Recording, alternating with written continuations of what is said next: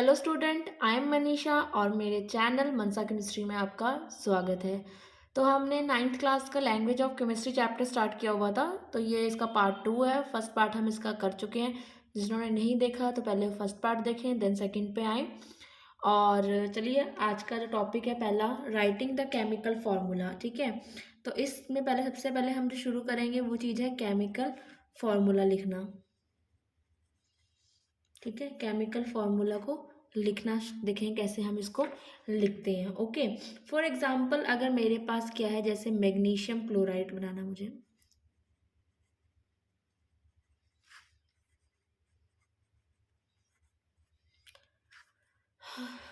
Sorry to interrupt, but जिनके पास अभी भी पेन और कॉपी नहीं है वो पहले अपनी नोटबुक और पेन लेके आए और साथ में बैठे और साथ में नोट करते जाएं ताकि आपको ज़्यादा समझ में आए। ठीक, तो केमिकल फार्मूले में सबसे पहले हमने जो लिया है वो है मैग्नीशियम क्लोराइड।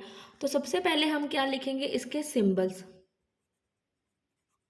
सिंबल्स हमारे पास कौन है, Mg और Cl। ठीक है, मैग्नीशियम का क्या होता है Mg और क्लोरीन का क्या होता है Cl। ठीक है, तो उस सेकंड वो बात बोलता है कि जो हमारा पहले हम लिखेंगे अपने बेसिक रेडिकल को एंड बाद में हम अपने लिखेंगे, सेकंड में हम लिखेंगे अपने एसिड रेडिकल को। ठीक है, ओके। उसके बाद अब हमने सेकंड, ये तो हो गया फर्स्ट रूल। ठीक है, सेकंड रूल में वो बोलता है आप इनकी वैलेंसी लिखो। वैलेंसी, अब देखो मैग्नीशियम का क्या होता है 282, तो वो कितने इलेक्ट्रॉन लूज करेगा, 2 करेगा। तो कितना चार्ज आ जाएगा उस पर, मैग्नीशियम की वैलेंसी कितनी हो जाएगी Mg2 पॉजिटिव। वहीं क्लोरीन की बात करूँ 2 8 लास्ट में 7, तो इसके पास 1 इलेक्ट्रॉन गेन करने की कैपेसिटी है। तो ये क्या आ जाएगा Cl1 नेगेटिव। ठीक है, उसके बाद आपने क्या करना है, जो हाईएस्ट कॉमन हो HCF है जो वैलेंसीज का, उससे डिवाइड कर देना है। बट यहाँ पे हमें कोई नीड नहीं है अभी। ठीक है, तो यहाँ पे हमने क्या करा, अब नेक्स्ट जो स्टेप है वो फोर्थ और लास्ट है, क्रिस क्रॉस द वैलेंसीज। ठीक है, इसको इसके नीचे और इसको इसके नीचे, तो ये क्या बन जाएगा Mg1, प्लस माइनस का साइन नहीं देखना। ठीक है, क्लोरीन के नीचे क्या आ जाएगा 2, तो हमारा जो फॉर्मूला है वो क्या बन गया MgCl2। ठीक है, मैग्नीशियम क्लोराइड। उसके बाद अगर मैं बात करूं नेक्स्ट की बात करूं, तो नेक्स्ट हमारा क्या है, calcium oxide. Calcium oxide, calcium oxide सबसे पहले इसका सिंबल लिखेंगे, कैल्शियम और ऑक्साइड, ऑक्सीजन। ठीक है, तो कैल्शियम की वैलेंसी क्या होगी 2 8 8 देन 2। ओके, ऑक्सीजन की क्या होती है 2 6 होता है ना, वो 8 होता है 2 6। ठीक है, कैल्शियम ने कितने डिनोट कर देने, 2, तो कैल्शियम पे 2 पॉजिटिव। ऑक्सीजन की टेंडेंसी कितनी है 2, यहाँ पे 6 है ना, तो इसको क्या करना है 8 कंप्लीट करने हैं इसमें। तो ये 2 इलेक्ट्रॉन क्या करेगा, गेन कर लेगा। तो यहाँ पे क्या आ गया -2 आ गया। ठीक है, यहाँ पे क्या आ गया -2 आ गया। अब देखो यहाँ पे दोनों के नंबर क्या 2 2 है। ठीक है, तो मैं क्या कर सकती हूँ, इसको मैं डिवाइड भी कर सकती हूँ 2 से। अगर मैं इसको 2 से दोनों को डिवाइड कर दूँ तो क्या बन जाएगा 1 1। तो यहाँ कैल्शियम 1 और ऑक्सीजन 1 आ जाएगा, क्रिस क्रॉस कर दो तो ये कैल्शियम ऑक्साइड फॉर्मूला आ गया। ठीक है, कैल्शियम ऑक्साइड। एक और देखें, कोई छोटा सा देखते हैं इजी सा, फिर आप खुद बनाना अपना। ठीक है, नेक्स्ट है मेरे पास एल्यूमिनियम हाइड्रो ऑक्साइड। ठीक है, तो एल्यूमिनियम का Al, ठीक है, हाइड्रोक्साइड का OH होता है कंबाइन में। ओके, एल्यूमिनियम की वैलेंसी कितनी होती है 3 पॉजिटिव और ऑक्साइड की कितनी होती है 1 -1 होती है। ठीक है, ये कंबाइन होती है, इसको याद रखना। ओके, उसके बाद क्रिस क्रॉस करेंगे तो क्या आ जाएगा, एल्यूमिनियम पे 1 आ जाएगा साइड पे और OH ब्रैकेट में रहेगा और यहाँ पे क्या आ जाएगा आपका 3 आ जाएगा। ठीक है, तो ऐसे मैं आपको 3 4 दे देती हूँ ताकि आप इसको अच्छे से प्रैक्टिस कर सको। तो यहाँ पे आपको फर्स्ट मैं दे रही हूँ फास्फोरस ट्राई ऑक्साइड। ठीक है, फास्फोरस ट्राइऑक्साइड,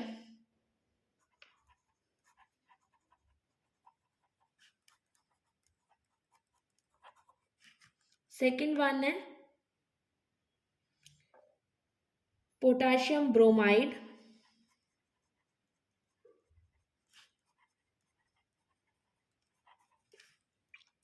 थर्ड आपका है पोटाशियम हाइड्रोजन सल्फाइड,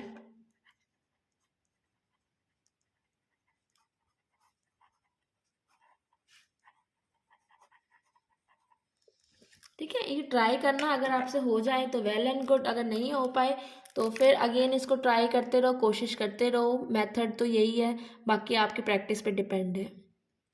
तो नेक्स्ट टॉपिक आता है नेमिंग का। नेमिंग ऑफ कंपाउंड, कंपाउंड्स की नेमिंग कैसे करें, ठीक है। कंपाउंड्स की नेमिंग क्या करें, तो सबसे पहला जो रूल है, पहले हमेशा मेटल का नेम लिखा जाएगा, ठीक है, फर्स्ट पे, और सेकंड पे किसका लिखा जाएगा, नॉन मेटल का, ठीक है। फर्स्ट पे क्या लिखा जाएगा, मेटल का, और फिर नॉन मेटल का, ओके। पर नॉन मेटल के साथ साथ में ऐड किया जाएगा एक वर्ड आइड, क्या यूज किया जाएगा, सफिक्स आइड यूज किया जाएगा, ठीक है। फॉर एग्जाम्पल जैसे मैंने ले लिया कैल्शियम, ठीक है, एंड कैल्शियम प्लस नाइट्रोजन, तो मेरा क्या बन जाएगा, कैल्शियम नाइट रोजन है ना, तो यहाँ से क्या बनेगा, नाइट राइड, RID राइट, क्योंकि नॉन, ये मेटल था, ये नॉन मेटल था, नॉन मेटल के साथ मैंने क्या वर्ड यूज कर दिया, आइड, ठीक है।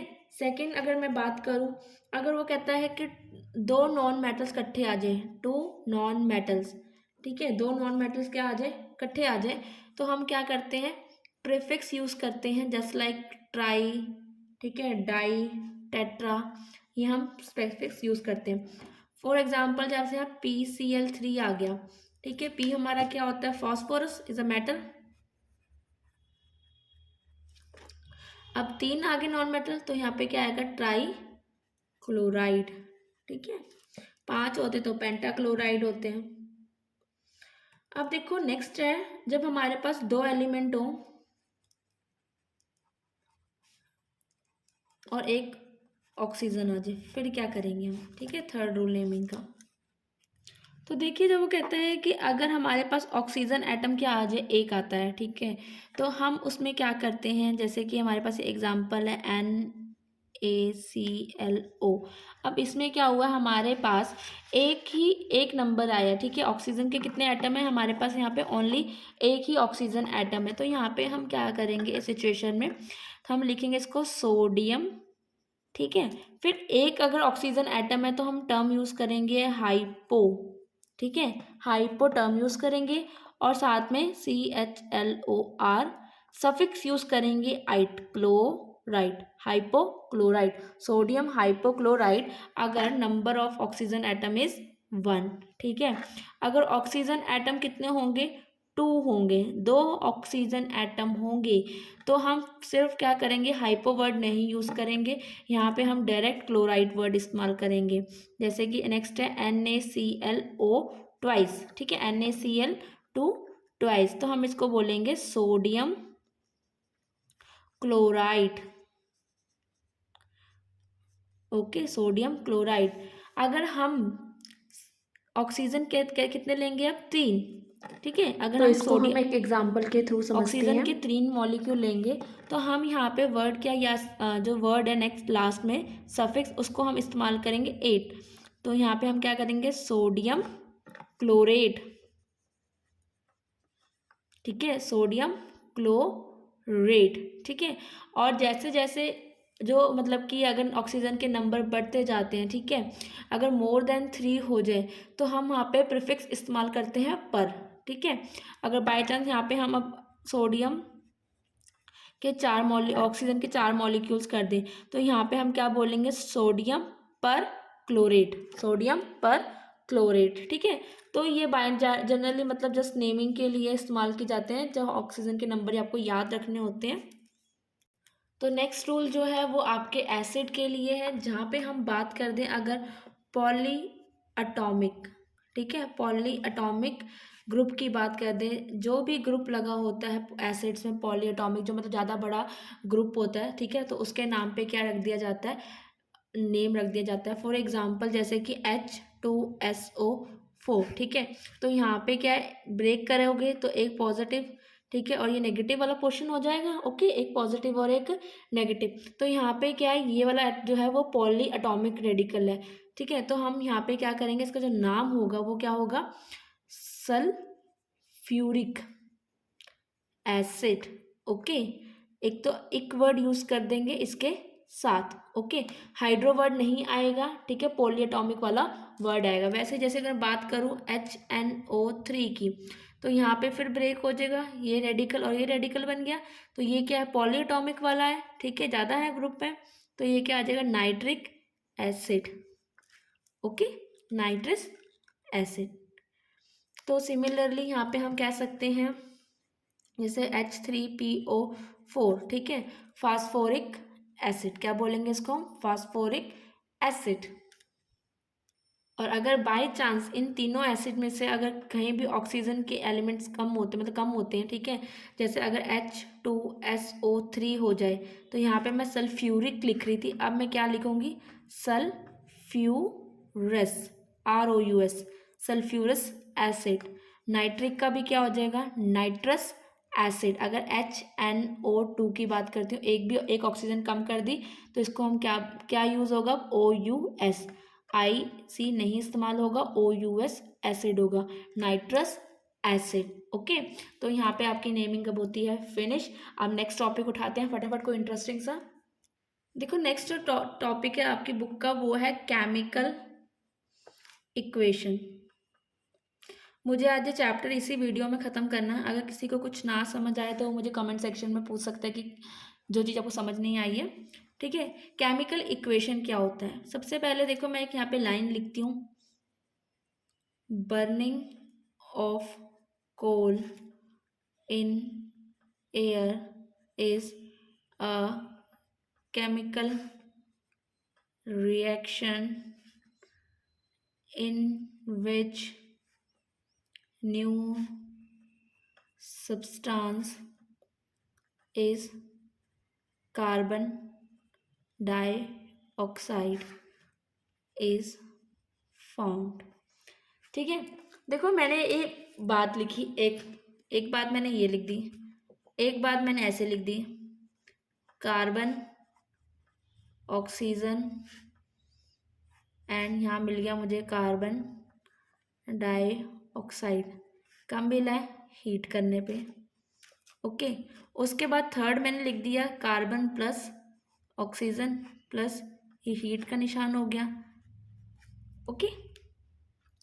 तो अब ये देखो, सबसे पहली बात अगर मैं पहली वाली जो मैंने लिखा, अब मुझे इसमें इतना सारा कुछ पढ़ना पड़ेगा, इतना सब कुछ पढ़ना पड़ेगा, burning of coal in the air is in carbon dioxide is form, ठीक है।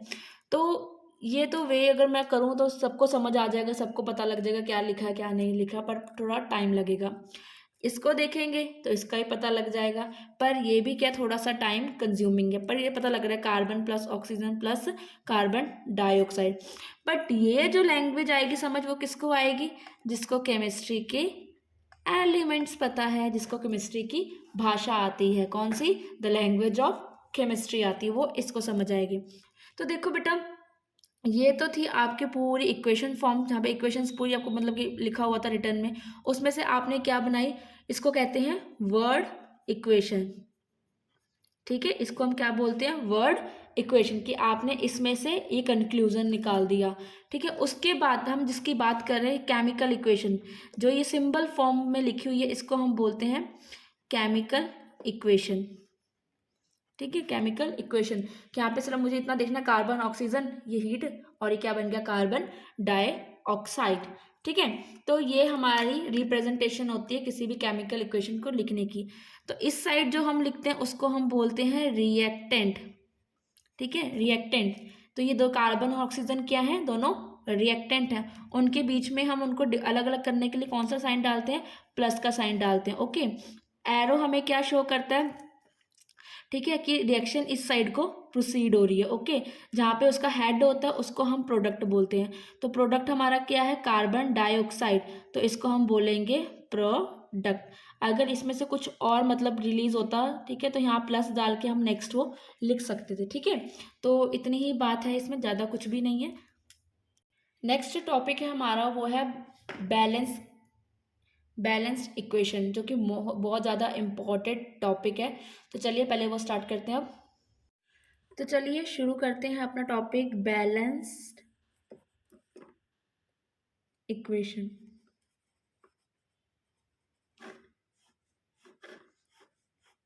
ठीक है, बैलेंस्ड इक्वेशन। तो बैलेंस्ड इक्वेशन क्या है, जैसे आपने तराजू देखा होगा ना, एक बार ही ऐसे तराजू लाइफ में सब्जी वालों के पास होता है। ठीक है, तो अगर ये इक्वल है तो इसको हम क्या बोलते हैं, बैलेंस्ड। क्या बोलते हैं इसको हम, बैलेंस्ड। अगर यही क्या हो, अप या डाउन हो, तो इसको हम बोलते हैं अनबैलेंस्ड। ठीक है, मतलब क्या होता है इसका, कि जो हमारी लेफ्ट हैंड साइड है, ठीक है, जो हमारे लेफ्ट हैंड साइड है उतना ही हमारी क्या है, राइट हैंड साइड में भी प्रेजेंट है। ओके, उतना ही हमारे राइट हैंड साइड में और लेफ्ट हैंड साइड दोनों में क्या है, प्रेजेंट है। ठीक है, तो अब बैलेंस इक्वेशन में इस चीज़ की क्या ज़रूरत है, तो लॉ ऑफ कंजर्वेशन हमारा जो है वो कहता है कि matter can neither be created और nor be destroyed, they will बस जस्ट ट्रांसफॉर्म। ठीक है, तो मैटर जो है वो ना ही क्रिएट होता है ना ही वो डिस्ट्रॉय होता है, बस वो क्या होता है, एक फॉर्म से दूसरी फॉर्म में क्या होता है, चेंज होता रहता है। ठीक है, तो जैसे अब हम देखते हैं पहली इक्वेशन जिसको हम बैलेंस करने लगे हैं।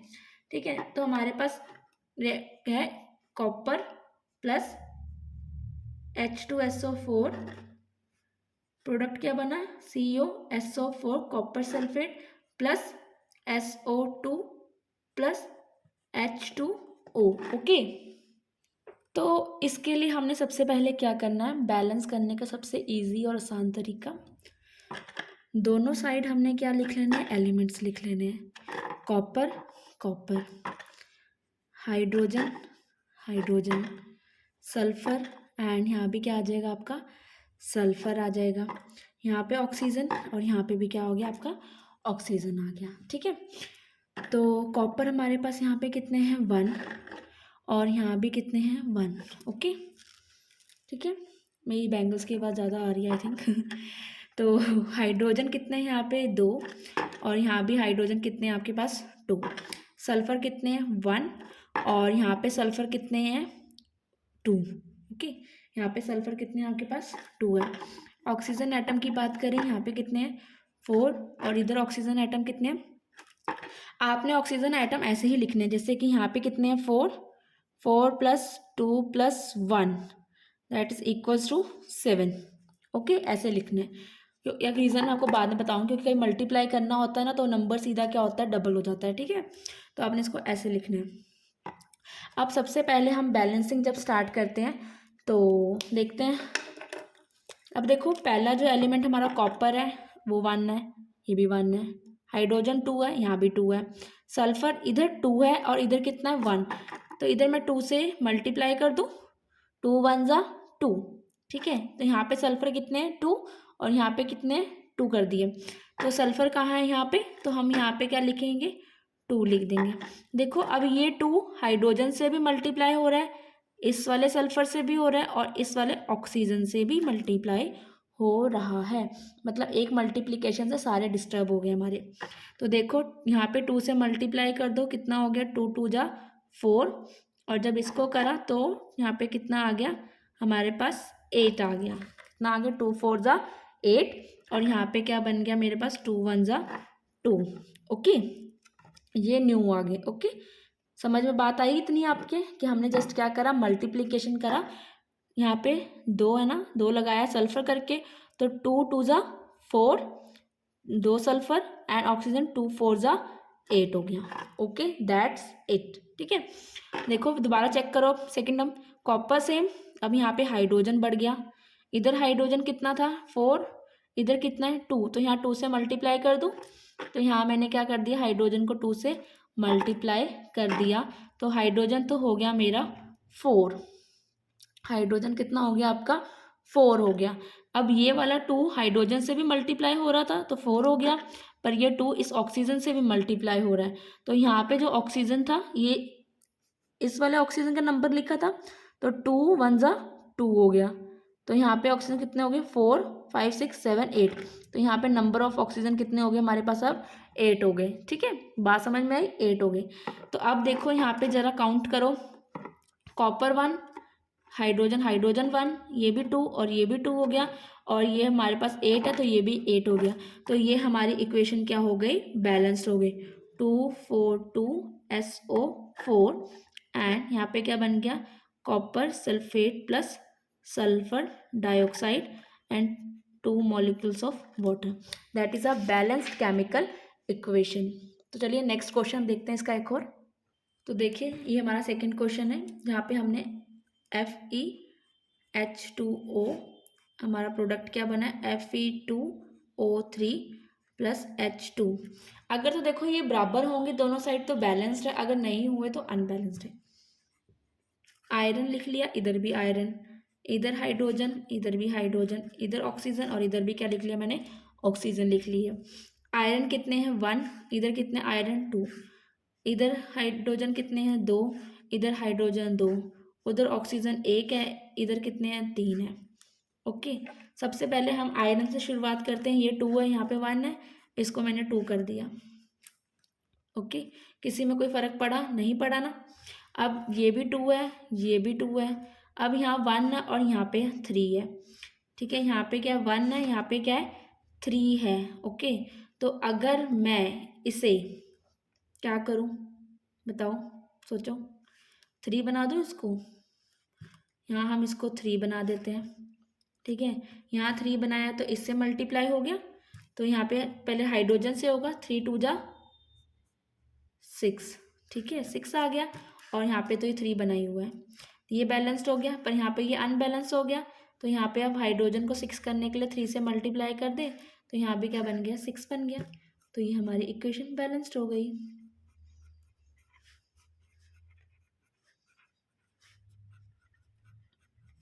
देखो कभी कोई बहुत लेंथी क्वेश्चन भी आएगा इसमें, ये 3 3 4 4 बारी भी करना पड़ सकता है। ठीक है, तो हार नहीं मानना, गिव अप नहीं करना, पूरी कोशिश करनी है इसको बैलेंस करने की। ओके, तो यहाँ पे मैं आपको कुछ क्वेश्चन दे रही हूँ, आप इसको ट्राई करना, कमेंट सेक्शन में बताना कि आपके ये बैलेंस्ड हुए कि नहीं हुए। Fe2O Fe3O4 plus H2, next है कैल्शियम नाइट्राइट CA3N2। ठीक है, सेकेंड एंड थर्ड आ गया आपका zinc plus KOH K2ZnO2 plus H2 Fe2O3 plus CO Fe plus CO। Fifth question है आपका PbO plus NH3 and Pb plus H2O plus N2। तो ये equations के लिए, बैलेंस के लिए कुछ इक्वेशंस है, आप इन्हें सॉल्व करना, कमेंट सेक्शन में बताना आपसे सॉल्व हुई या नहीं हुई। ओके, तो नेक्स्ट जो हमारा टॉपिक है वो है रिलेटिव एटॉमिक मास। ज़्यादा डिटेल में नहीं बताऊंगी, इसकी सिर्फ डेफिनेशन इम्पॉर्टेंट है, वो कर लेना। ठीक है, उसके बाद ज़्यादा कुछ इतना इम्पोर्टेंट नहीं है।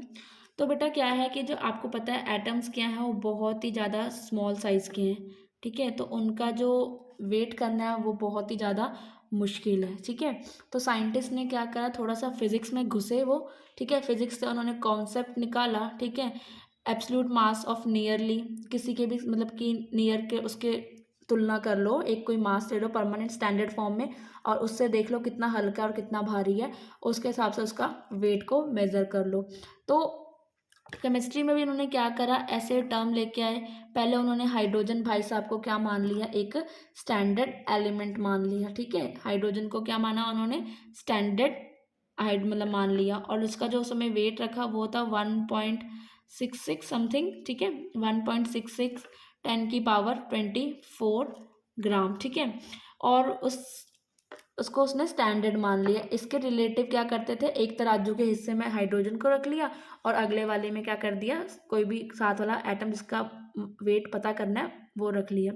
तो हाइड्रोजन के कंपेयर किया जाता था उस एलिमेंट के साथ और फिर उसका मास को मेज़र किया जाता था। पर आपको पता है हाइड्रोजन का जो एटॉमिक मास है वो है 1, ठीक है। उस समय भी 1 नहीं रहा होगा, 1 ही था, और समय भी क्या है 1 है। तो ये बहुत ज़्यादा क्या हो गया, छोटी यूनिट हो गई, ठीक है। तो बड़े जब एटम की बारी आई तो ये पॉसिबल नहीं हो पाया, ठीक है, स्टैंडर्ड फॉर्म के लिए। उसके बाद उन्होंने क्या करा 1961 में, ठीक है। अगर मैं 1961 में वो कार्बन 12, ठीक है, कार्बन 12 को उन्होंने एटॉमिक मास के लिए, रिलेटिव एटॉमिक मास के लिए एज चुन लिया, ठीक है, सिलेक्ट कर लिया कि अब क्या होगा कि हम इसके अकॉर्डिंग क्या चेक करेंगे, सबका मास चेक करेंगे, ठीक है।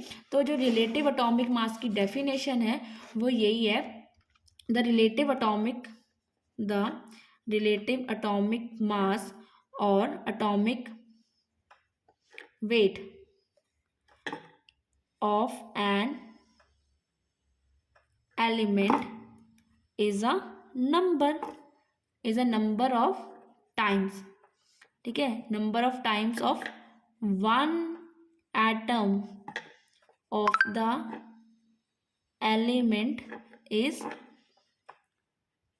हैवियर देन, किससे भारी होगा, 1/12 times of mass of an atom of carbon 12, ठीक है। तो इसको उसने क्या बोल दिया, रिलेटिव एटॉमिक मास। इसका फॉर्मूला क्या होता है, मास ऑफ वन एटम, एक एटम का जो एलिमेंट होता है ना, पूरा हाइड्रोजन एलिमेंट है उसके एक एटम का मास, ठीक है, mass of one atom of element and साथ में क्या लेंगे 1/12 of the mass of carbon 12 atom. तो यहाँ से उसने क्या निकाला, रिलेटिव मास निकालना स्टार्ट कर दिया किसी भी एलिमेंट का, ठीक है। नेक्स्ट टर्म है जो हमारी है वो मॉलिक्यूलर मास, ठीक है, मॉलिक्यूलर मास, किसी भी मॉलिक्यूल का मास पता करना। फॉर एग्जाम्पल मैंने एग्जाम्पल ले ली वाटर की H2O, इसका मुझे क्या पता करना है, मास पता करना है। सबसे पहले क्या कर रहा हूँ, वाटर कितने हैं, 2 लिख लिया। अब वाटर का मास कितना होता है, हाइड्रोजन का कितना मास है 1 प्लस, और ऑक्सीजन का जो मास होता है वो कितना होता है, एटॉमिक नंबर इसका 8 होता है, तो इसका मास कितना होगा हमारे पास, सॉरी 16, ठीक है। ऑक्सीजन का जो मास है हमारे पास वो कितना हुआ 16 हुआ। तो 2 1 ज़ा 2, यहाँ मल्टीप्लाई का साइन है, ठीक है, 2 1 ज़ा 2 प्लस 16 कितना हो गया 18 AMU एटॉमिक मास यूनिट, ठीक है।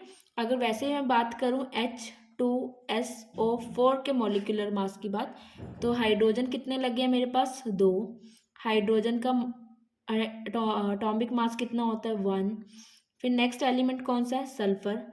बीच में आपने क्या लगाना है, हर एक एलिमेंट के बाद प्लस का साइन लगाना है। सल्फर का कितना होगा बताओ, सल्फर का 32 एटॉमिक मास होता है। नेक्स्ट हमारे पास क्या है, 4 ऑक्सीजन का कितना होता है 16 होता है, ठीक है। तो टोटल कितना हो गया 2 1 ज़ा 2, यहाँ पे 32 वैसे ही आ जाएगा, और 4 16 जा 64, सबको प्लस करोगे कितना हो गया 98 AMU, ठीक है। तो ऐसे ही हम क्या निकाल सकते हैं, किसी भी मॉलिक्यूल का मॉलिक्यूलर मास निकाल सकते हैं, ठीक है। पूरे अब H2SO4, पहले हम बात करते थे ना कि हाइड्रोजन का मास 1, हीलियम का मास कितना हो जाएगा 4, तो अब आप पूरा H2SO4 को आप बता सकते हो कितना है 98 इसका मॉलिक्यूलर मास है। तो इसके साथ ही कुछ क्वेश्चन है, आप भी इनको ट्राई करना, जैसे copper sulphate point water 5 molecule of water, यहाँ डॉट है ना, डॉट की जगह भी क्या लगेगा प्लस लगेगा, ओके। नेक्स्ट है जैसे ammonia NH4 twice SO4 ammonium sulphate, ठीक है। कैन शुगर C12H12 22O11, ठीक है। सेकेंड एंड ये क्या हो गया आपका थर्ड। ये 3 क्वेश्चंस हैं, इसको ट्राई करना। आपको अगर सॉल्व हो पाए तो वेल एंड गुड, अगर नहीं हो पाए तो दोबारा से वीडियो देखो और दोबारा से समझो क्या कॉन्सेप्ट है इसका। नेक्स्ट है मेरे पास लास्ट टॉपिक है जो आज का, वो है परसेंटेज कंपोजिशन। परसेंटेज कंपोजिशन, इसका फॉर्मूला क्या होता है? परसेंटेज कंपोजिशन का मतलब क्या है कि कोई भी अगर हमने मॉलिक्यूल लिया है, ठीक है, कोई भी हमने मॉलिक्यूल ले लिया या कंपाउंड ले लिया, उसमें उस एलिमेंट की, कोई भी एक एलिमेंट, उसकी कितनी परसेंटेज अवेलेबल है। फॉर एग्जाम्पल अगर मैं लूँ हाइड्रोजन, तो ये क्या बन गया वाटर। H2O क्या होता है? वाटर। अगर मुझे पता करना है कि इस वाटर में कितना हाइड्रोजन प्रेजेंट है, हाइड्रोजन की क्या परसेंटेज है, तो मैं क्या फॉर्मूला इस्तेमाल करूँगी? परसेंटेज कंपोजिशन वाला। वो क्या होता है हमारे पास? फॉर्मूला होता है मेरे पास total weight of the element in one molecule, एक मॉलिक्यूल में, ठीक है। उसके बाद होता है gram molecular weight of compound. अब परसेंटेज है तो क्या करेंगे? 100 से मल्टीप्लाई भी करना ज़रूरी है इसको, ठीक है। तो अब मैं आपको क्वेश्चन देती हूँ, जैसे कि हमें वाटर में पता करना है हाइड्रोजन की, वाटर में पता करना है हाइड्रोजन की परसेंटेज। सबसे पहले हम क्या करेंगे? इसका निकालेंगे रिलेटिव एटॉमिक मास। वो कैसे निकालते हैं? H2O अभी निकाला था ऊपर, प्लस 16, 2 + 16 इज इक्वल टू 18, ठीक है। तो अब देखो 18 ग्राम, ठीक है, 18 ग्राम ऑफ वाटर कंटेन कितने कितने हाइड्रोजन थे वाटर में? 2 थे। 2 ग्राम ऑफ हाइड्रोजन, ठीक है, ओके। 18 ग्राम में कितने होंगे? हाइड्रोजन, ठीक है। अगर हम बात करें 100 ग्राम ऑफ वाटर लें, ठीक है, तो इसमें कितना होगा? 2/18 ग्राम मल्टीप्लाई बाय 100, ठीक है। इसको सॉल्व करोगे, डिवाइड करके देखोगे, 200/18, तो ये आ जाएगा 1.11 ग्राम ऑफ हाइड्रोजन, ठीक है। तो 11 ग्राम क्या आपकी हाइड्रोजन प्रेजेंट है किसमें? वाटर में, ठीक है। नेक्स्ट क्वेश्चन देखिए एक इसके साथ का सिमिलर अगर हम कोई क्वेश्चन देखते हैं इसके साथ का, तो हमारे पास एक है कि यूरिया, ठीक है, यूरिया क्या होता है? NH2CO NH2, ठीक है। ये क्या होता है? यूरिया में हमें नाइट्रोजन को कैलकुलेट करना, ओके। तो सबसे पहले अगर हम यहाँ पे लिखें नाइट्रोजन 1 मल्टीप्लाई बाय कितना होता है उसका atomic mass? 14 plus 2 hydrogen, hydrogen का कितना होता है? 1 एटॉमिक मास। कार्बन का कितना होता है? 12। ऑक्सीजन का कितना होता है? एक ऑक्सीजन 16 प्लस एक नाइट्रोजन, सेम वो तो आप लिख ही दो 14, और एक ऑक्सीजन, एक हाइड्रोजन, हाइड्रोजन 2 बेटा सॉरी, ठीक है, ये 2 हाइड्रोजन का एटॉमिक मास 1, ठीक है। कैलकुलेट कर दो 14 + 2 + 12 + 16 + 14 + 2, सबको सॉल्व करके आपका आंसर आ जाएगा 60, ठीक है। 60 ग्राम आपका आंसर आ गया, ओके। अब मुझे क्या निकालनी थी? परसेंटेज, ठीक है, परसेंटेज निकालनी है सबसे पहले, ओके। तो मुझे क्या है? नाइट्रोजन काउंट करना है। तो नाइट्रोजन का एटॉमिक मास कितना है यहाँ पे? एक नाइट्रोजन ये और एक नाइट्रोजन ये, तो नाइट्रोजन कितना है? 14, और 2 नाइट्रोजन है तो कितना हो जाएगा? 28। तो 28 उसका एटॉमिक वेट है, ओके। टोटल कितना है? यूरिया कितना है? 60, क्योंकि हमें नाइट्रोजन का पता करना है ना सिर्फ, तो नाइट्रोजन का एटॉमिक मास लिखेंगे। यहाँ पे हमें हाइड्रोजन का पूछा था तो मैंने हाइड्रोजन लिखा था। तो नाइट्रोजन कितना हो गया? 2 नाइट्रोजन के एटम है तो वो कितना होगा? 28 मल्टीप्लाई बाय 60, 0 से 0 कैंसिल होगी, 2806 को करोगे तो आपका कुछ आएगा 46.67%। ठीक है, तो इस तरह से आप किसी भी मॉलिक्यूल में किसी भी एलिमेंट की आप कंपोजिशन को पता कर सकते हो कि कौन सा कितनी क्वांटिटी में है। तो स्टूडेंट, आज का ये चैप्टर यहीं पे समाप्त होता है। अगर आपको ये वीडियो अच्छी लगी हो तो प्लीज़ वीडियो को लाइक करें, चैनल को सब्सक्राइब करें और वीडियो को शेयर करना मत भूलें। Bye bye and have a nice day.